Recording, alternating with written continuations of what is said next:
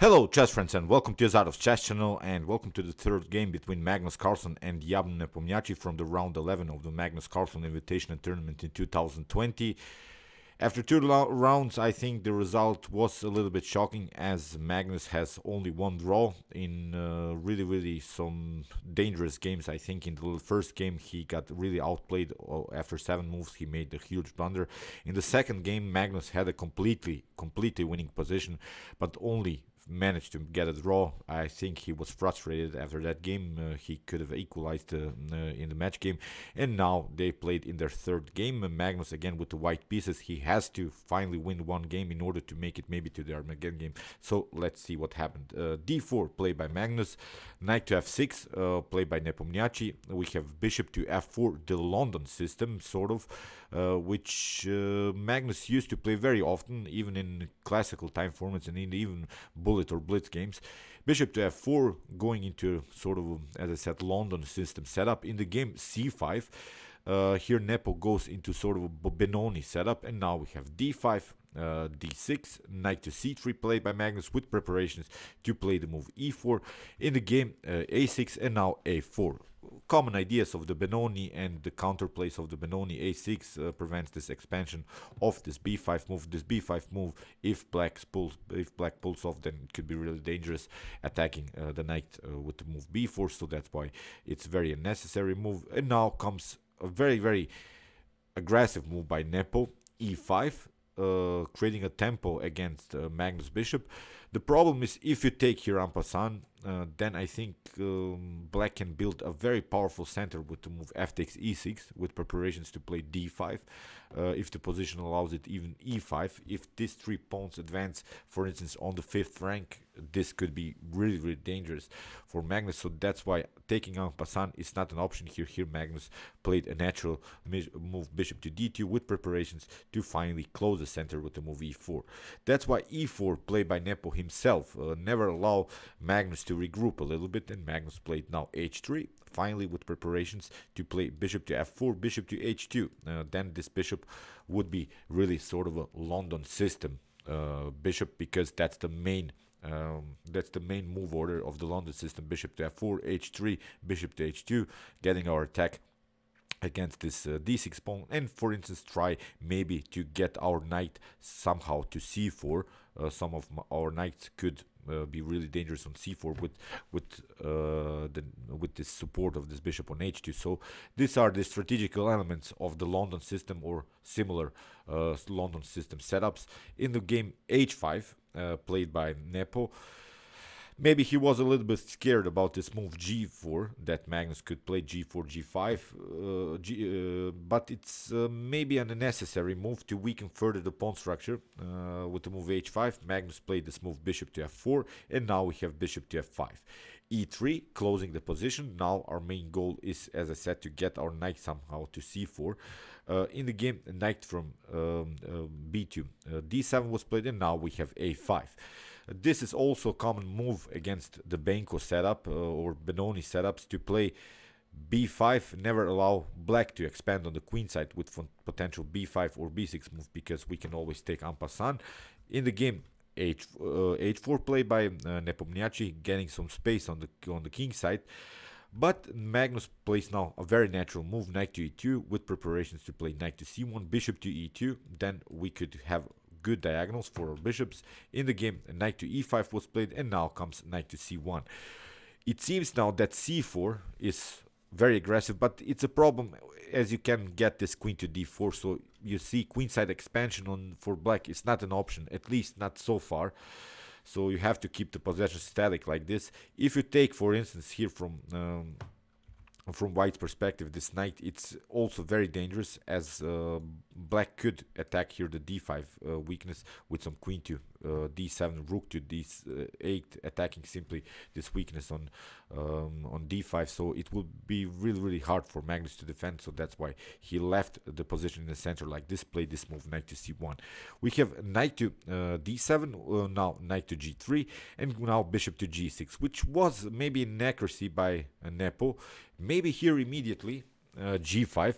Okay, it's maybe too aggressive a little bit, but this bishop would be really locked out after potential bishop to h2. Now we could try bishop to g6 and f5, which would be much more dangerous. And I think in this particular position, black is slightly better even. But Nepo played this move bishop to g6. Okay, it's a regrouping move, it's a fixing move, it fixes really your position, but it's not so aggressive. It leaves the bishop on a very active square. You will see the problems about this bishop in the continuation of the game. Knight to d2, played by Magnus, with preparations to get our goal. Knight to c4. Of course, the knight still stands in the way, so we have to do something. You see f5. Now comes this f5. It's a little bit too late because we still need more moves like bishop to f7 and maybe then g5. So it was sort of a loss of tempo by Nepomniachtchi. In the game, Magnus played this move f3, cracking the position because this is really an annoying pawn. We don't want to stay with this advanced pawn on our on the other side of the board, so that's why f3, cracking the position. E takes f3, g takes f3, and now bishop to h5. We have rook to g1, played by Magnus, preventing at least black to castle for a while, so that's why knight to f7, sort of a regrouping move, with finally now preparations to play the move g5. So bishop to e2, queen to f6, played by Nepomniachtchi. Again, maybe just play this move g5. It's, I think, a good way to proceed here, really kicking away the bishop. But in the game, queen to f6 was played, knight to c4. Now our main goal is there, and now here g6 finally with the preparation to play bishop to g7 and castling.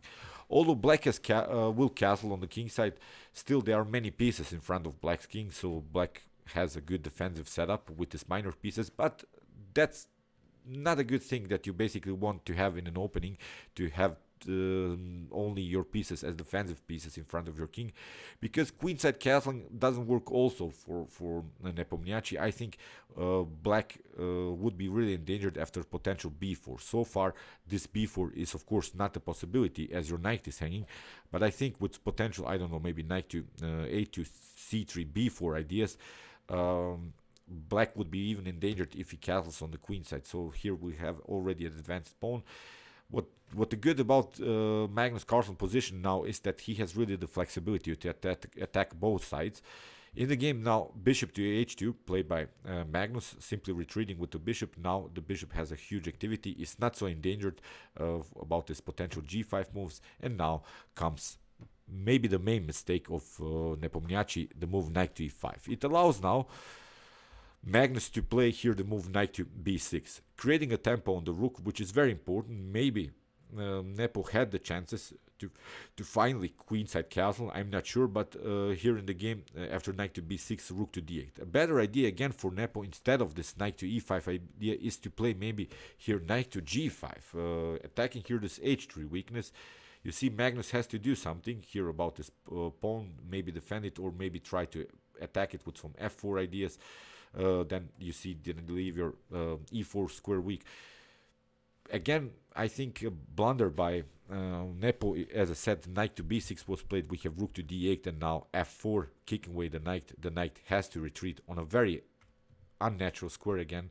Nepo missed his chances, and now Magnus simply took. Bishop takes h5, rook takes h5, and now knight to c4. When we watch the game now from this pawn structure point of view, it seems that Magnus has maybe a weakness on e3 or also weak square on e4. But how to get there, how to attack these weaknesses, as your knights are on very defensive squares, you cannot remove them and try to get this e4 pawn e4 square occupied. So that's why bishop to g7 here, queen to d3, played by Magnus, simply preparing now queenside castling, and now we have king to f8. Here Nepo plays sort of a similar castling style, gets his king at least secured for a little bit, but now queenside castling, played by Magnus. A potential b5 again doesn't bring you so much, because we can, as I said, simply take en passant and get our king to b1. We would have still these two knights as good defensive pieces in front of the king, so I'm not seeing a clear way how black should attack white's king after castling. And our main goal now from white's perspective is to get this e4 move work. Now this e4 would really crack the position in front of black's king, because the black's king is still endangered. After the move rook to e8, we have rook to g2 with preparations to maybe double up also on the g file, as now after trades of bishops, now the g6 square g6 pawn is also a weakness. In the game, king to g8 was played, and now Magnus pulled off here this move e4. This is a huge positional advantage that Magnus has here. The only way that maybe here Nepo can defend is, I don't know, maybe to get the king back, never allow maybe Magnus to get his rooks activated. But here he made, I think, the mistake. He took the pawn, allowed now Magnus to get very actively with the knight into the game.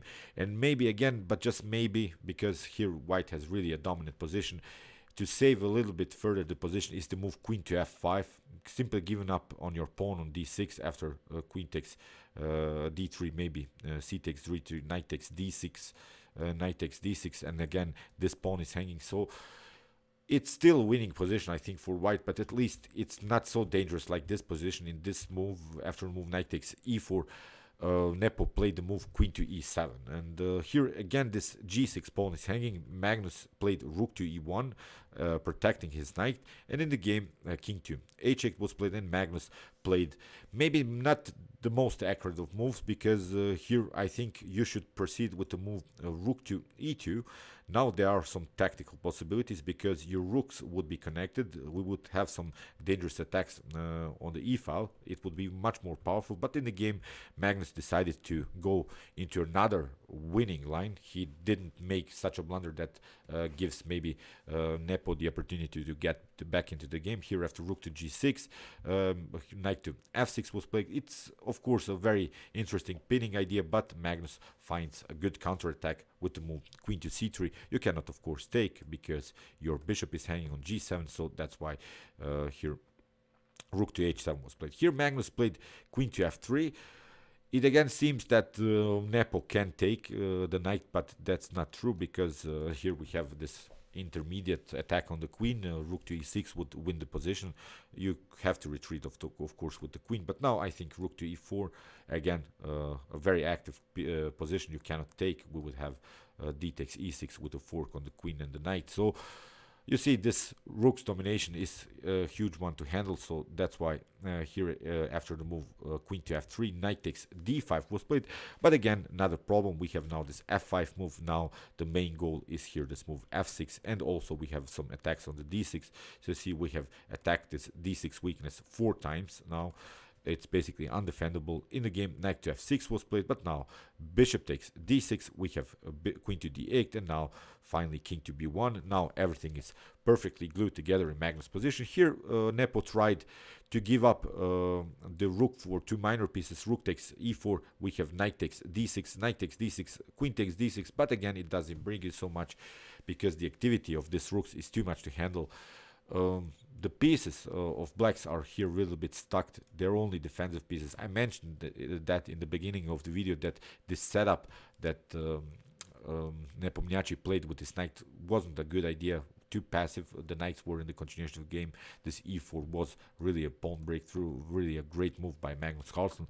Here the queen has to retreat, and now queen to b7, simply getting a pawn. We have knight to g7, again queen to e4. We have queen to f7. Here Magnus plays a very active move, queen to rook to e8, never allow these pieces to breathe. In the game, rook to h6, rook takes h6, bishop takes h6, and now queen to e6, forcing really this trades of queens. Basically you cannot do anything about it. If you try even queen to g7, then queen to g6 is a possibility.